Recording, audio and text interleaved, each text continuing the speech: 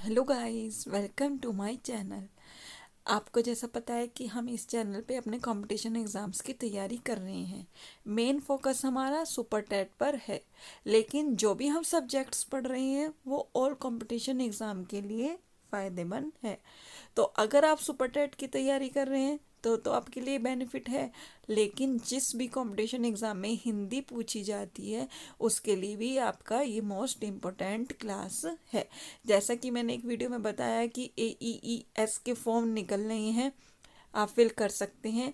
वो भी टीचर के रिगार्डिंग रिक्वायरमेंट है, तो उसमें आप के लिए हिंदी भी आएगी जो आप प्राइमरी का अगर फिल करते हो, क्योंकि बीएड वाले प्राइमरी का वो फिल कर सकते हैं। तो उसमें जो आपके 10th क्लास तक का टॉपिक लिखा हुआ था, मैंने आपको सारा समझाया था। उसमें कैसे कैसे टॉपिक्स आते हैं, क्या क्या सिलेबस में आता है, क्या क्राइटेरिया है, पूरा कितने घंटे का टेस्ट है, निगेटिव मार्किंग है या नहीं। अगर आपने वो वीडियो नहीं देखी है तो मैं डिस्क्रिप्शन में लिंक प्रोवाइड करा दूंगी, आप जाकर वहाँ पर चेक कर लीजिएगा। और अगर आप उस एग्ज़ाम की तैयारी कर रही हैं तो आपके लिए बेनिफिट क्लास है, या केवी की, DSSB की, किसी की भी हिंदी जिस भी एग्ज़ाम में पूछी जाती है उन सब के लिए इम्पोर्टेंट क्लास है। तो अब टाइम वेस्ट करते ना करते हुए अपने क्लास को स्टार्ट करते हैं। आज मेरी क्लास है हिंदी। आज हम हिंदी करेंगे। बाल मनोविज्ञान बहुत दिन से कर रहे थे, कल को फिर उसकी करेंगे। तो सबसे पहले हमें ये पता होना चाहिए संधि और समास में क्या अंतर है। बहुत इम्पोर्टेंट अंतर है ये। जैसा कि संधि दो वर्णों का योग है, आपको पता है, उसमें ए प्लस ए बन इक्वल टू आ हो जाता है, ई प्लस ई करके। तो दो वर्णों का, ठीक है, ये तो स्वर हो गए, वर्ण मतलब ये सब वर्ण ही है। तो दो वर्णों का योग होता है।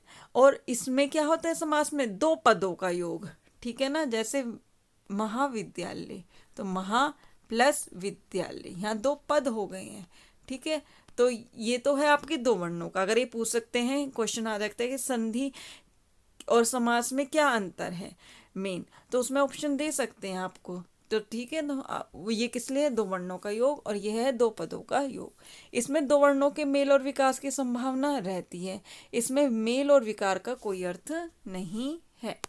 संधि को विभाजित करने को संधि विच्छेद, और समास को विभाजित करने को विग्रह। आपको पता है संधि विच्छेद, समास, विग्रह।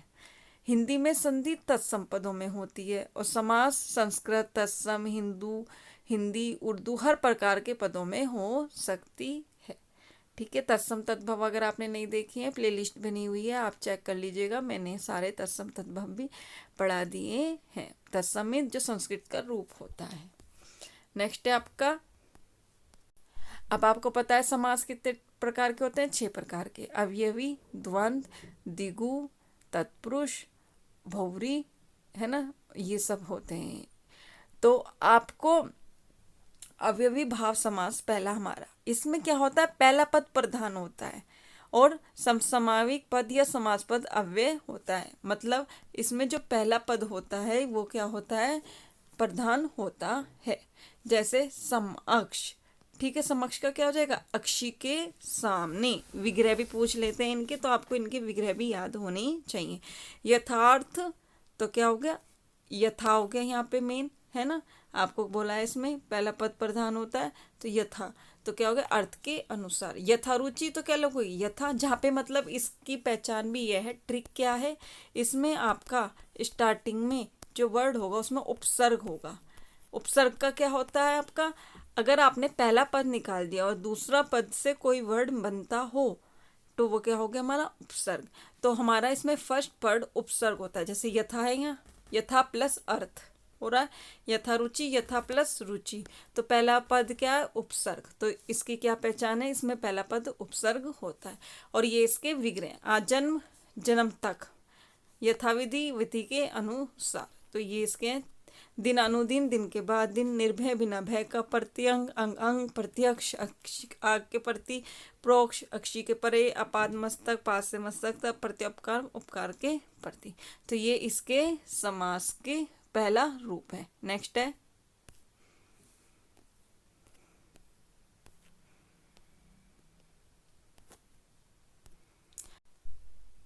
जब सबसे मेन है, जैसे तत्पुरुष समास। तत्पुरुष समास में क्या होता है, इसमें पहला पद तो गौण होता है और अंतिम पद की प्रधानता होती है। जैसे समानता प्रथम पद विशेषण और दूसरा पद विशेष्य होता है। तो ये लाइन भी आ सकती है। तत्पुरुष समास में क्या होता है, प्रथम पद विशेषण और दूसरा पद विशेष्य होता है। जब हम पढ़ेंगे विशेषण तो आपको पता चल जाएगा। इस समास के पहले पद में द्वितीय से सप्तमी कारक तक की विभक्ति का लोप होता है। इसमें आपको पता है इसमें 7 टाइप के होते हैं, कर्ता ने कर्म को कर्ण से, है ना, तो उसी को हम इसमें पढ़ेंगे। सबसे पहले है द्वितीय कर्म, कर्ता ने कर्म को, तो इसमें क्या आ रहा है, को, कर्ता के साथ ने, जो कर्ता ने काम किया है। तो कर्म को, गगन चुंबी, गगन को चूमने वाला, माखन चोर, माखन को चुराने वाला, मनोहर, मन को मोहने वाला। तो जहाँ पे भी ये आए तो वो क्या होगा, तत्कर्म तत्पुरुष। नेक्स्ट है तृतीय करण, तो इसमें क्या होगा, से, मतलब मद शून्य, मद से शून्य। जो आपका अपादान होता है उसमें तो अलग होता है, इसमें से 2 में आता है आपको, लेकिन इसकी पहचान करनी होती है। जैसे दंड पीड़ित, दंड से पीड़ित, उससे हम पीड़ित हैं, उसी जब हम उसी से उसका लिंक हो। प्रेम सिक्त, प्रेम से सिक्त, शोकग्रस्त, शोक से ग्रस्त। तो ये आपके क्या है, करण तत्पुरुष। नेक्स्ट है आपका चतुर्थीय संप्रदान तत्पुरुष, सभा भवन, सभा के लिए भवन, गौशाला, गो के लिए शाला, शिक्षालय जहाँ पे के लिए आए, अब इसमें आएगा संप्रदान कहाँ होता है, के लिए। और पंचमी है अपादान, मैंने बताया था ना अपादान में से ही आता है, लेकिन जहाँ से वो एक चीज दूसरी चीज से अलग हो रही है, अलगाव का वो। जैसे बलहीन, बल से हीन, मतलब बल उसमें नहीं है। वृक्ष पतित, वृक्ष से पतित, मतलब वृक्ष से पत्ते गिर रहे हैं, तो जहाँ से वो अलग हो रहा हो, अलगाव हो रहा हो, तो वो क्या होंगे हमारे अपादान तत्पुरुष। नेक्स्ट है षष्ठी, गंगा जल, संबंध, जहाँ पे एक दूसरे से संबंध हो, का है गंगा का जल, राज का भवन, समा, जो द्वार, समाज का उद्धार, सूर्योदय, सूर्य का उदय। तो ये सब क्या है, संबंध तत्पुरुष। नेक्स्ट आप इसमें लास्ट इसका अधिकरण तत्पुरुष। जैसे इसमें क्या होता है, में, कर्ता ने कर्म को करण से, संप्रदान के लिए अपादान से, अधिकरण में माँ, है ना, पर। तो ये आएंगे तो इसमें ये वर्ड आते हैं तो अधिकरण तत्पुरुष होता है। तो वनवास, वन में वास, वन में तो वास करते हैं राम जी, पुरुषोत्तम, पुरुषों में उत्तम। तो जहाँ पे भी ये होगा वहाँ होगा आपका अधिकरण तत्पुरुष। तो ये आपको सारे पहचान होनी चाहिए। नेक्स्ट है आपका कर्मधारय समास, जिस समाज के पदों में विशेष, विशेषण अथवा उपमेय उपमान का संबंध होता है तो उसे कर्मधारय समास कहते हैं। जहाँ पर आपका एक दूसरे से क्या हो, संबंध हो। जैसे नीलांबर, नीला है अंबर जो, पीत सागर, पीत है सागर जो। देखो अब एक दूसरे से इसमें क्या हो रहा है, पीत का सागर से, नीला का अंबर से, ये सब क्या हो रहे हैं, एक दूसरे से संबंध हो रहे हैं। तो ये कौन सा होगा हमारा, ये होगा कर्मधारय समास। जैसे परमेश्वर, परम है ईश्वर जो, महाकाव्य, महान है जो काव्य, महौषध, महान है औषध जो। तो ये सब क्या है आपके कर्मधारय समास है। नेक्स्ट है आपका द्विगु समास। द्विगु समास में आपकी पहचान है, इसमें पहला लेटर संख्या वाला होता है। जैसे जिस समास में प्रथम पद संख्यावाची होता है और उससे समूह का बोध होता है। जैसे पंचपात्र, पंच संख्या है, नवरत्न चौराहा, पंचरत्न नवग्रह। तो जहाँ पे भी ये आए आपके आदि शब्द तो वहाँ पर होता है आपका द्विगु समास।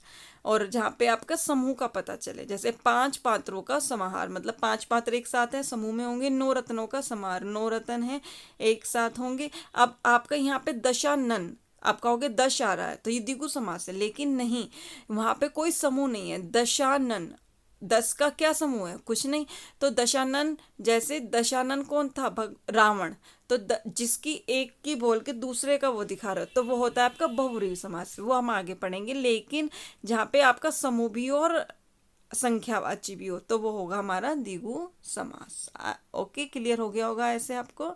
नेक्स्ट है हमारा बहुव्रीहि समास। बहुव्रीहि समास में प्रयुक्त दोनों पद के अलावा किसी तीसरे पद की प्रधानता होती है। जैसे मैंने अभी दशानन का एग्जांपल दिया, दशानन कह रहे हैं लेकिन हो रही है किसी तीसरे की बात, किसकी, रावण की। तो जहाँ पे तीसरे पद की प्रधानता हो, इसमें समासगत पदों में किसी की भी प्रधानता नहीं होती, समस्त पद ही किसी दूसरे पद का विशेषण होता है।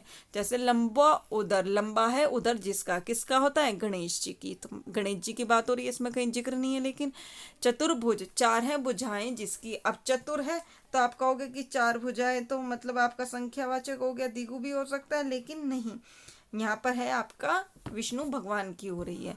चंद्रशेखर, चंद्र है शिखर पर जिसके, तो भगवान शिव। गिरिधर, गिरी के धारण किया है जिसने, किसने किया है, कृष्ण ने। दशमुख, 10 है मुख जिसके, क्या हो गया, रावण।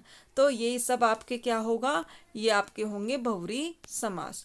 तो ये थे आपके टोटल सारे समास। एक रह गया है अभी आपका द्वंद्व समास। ठीक है, अब पहले हमें तत्पुरुष और बहुव्रीहि समास में अंतर पता होना चाहिए। उसमें भी वही होता है, प्रथम देखो, तत्पुरुष समास में प्रथम पद द्वितीय पद का विशेषण होता है, जबकि बहुव्रीहि समास में प्रथम और तृतीय दोनों पद मिलकर अपने से अलग किसी, बहुव्रीहि में याद रखो आप किसी तीसरे पर्सन की बात होगी, और जबकि तत्पुरुष में ऐसा नहीं था। तो ये इनमें दोनों में क्या होता है, अंतर होता है। अब द्वंद्व का क्या है, जहाँ पे दोनों आपस में हो, जैसे शब्द विलोम शब्द होते हैं। जैसे द्वंद्व का आशय जो दो जोड़ा, इस समास में दो पद प्रधान होते हैं, इसमें अवयव शब्दों के बीच समुच्चय बोधक अवयव और अथवा या का लोप होता है। जैसे राम लक्ष्मण, दो जने हैं यहाँ, या आ सकता है राम और लक्ष्मण आ सकते हैं। राम कृष्ण, नाम और कृष्ण, पितरों माता और पिता, लव कुश लव और कुश, धर्माधर्म धर्म और धर्म, अधर्म, हरिशंकर हरि और शंकर। जहाँ पे और या लगाए है ना, वहाँ पे हमारा क्या होता है, जहाँ पे दो वर्ड एक साथ युग में हो, उसका बस और लग के ही उनका अर्थ बन जाए, तो वहाँ होता है आपका द्वंद्व समास। तो ये थे आपके आज के सारे समास। और ट्रिक से भी यही आपको पहले उसका कॉन्सेप्ट होना चाहिए क्लियर, क्योंकि ये पूछ सकते हैं अगर प्रथम पद प्रधान है, दूसरा पद प्रधान नहीं है, तो कौन सा समास है। तो ये चीज़ भी हमें पता होनी चाहिए। तो इसलिए मैंने आपको विद एग्जांपल सारे दे दिए हैं। कल हम इसके सारे क्वेश्चंस जो आपको घटना चक्र में प्रोवाइड किए हुए हैं, जितने भी 25-30 क्वेश्चन मैं आपको वो करा दूंगी। आपका एक तरीके से वो टेस्ट होगा, आप अपने अकॉर्डिंग उसको आंसर देख के देखिएगा। आज ये पढ़ लिए, इनको पढ़ लीजिएगा अच्छे से, और फिर उनको देखिएगा हमें कितने तैयार हुए हैं। अगर कोई डाउट है तो आप मुझे कमेंट करके बता सकते हैं, और अगर कोई और क्वेरी है कि आप किसी और के रिगार्डिंग क्लासेस चाहते हैं, तो वो भी कमेंट करके ज़रूर बताइएगा, और क्लास कैसी लगी वो भी कमेंट करके ज़रूर बताइएगा। अगर चैनल पे नए हो तो सब्सक्राइब कर दीजिएगा, और पुराने स्टूडेंट हो तो प्लीज़ अपने दोस्तों के साथ शेयर कर दीजिएगा, जो ज़्यादा से ज़्यादा लोगों तक ये क्लास पहुँच सके, और हमारा भी भला हो और आपका भी भला हो। तो आज के लिए इतना ही। कुछ भी डाउट है आप मुझसे पूछ सकते हैं, इंस्टाग्राम पे भी मैसेज कर सकते हैं। इंस्टाग्राम का लिंक एंड में दिया हुआ है, आप उस पर जाकर मुझे फॉलो कर सकते हैं। तो आज के लिए इतना ही, थैंक यू।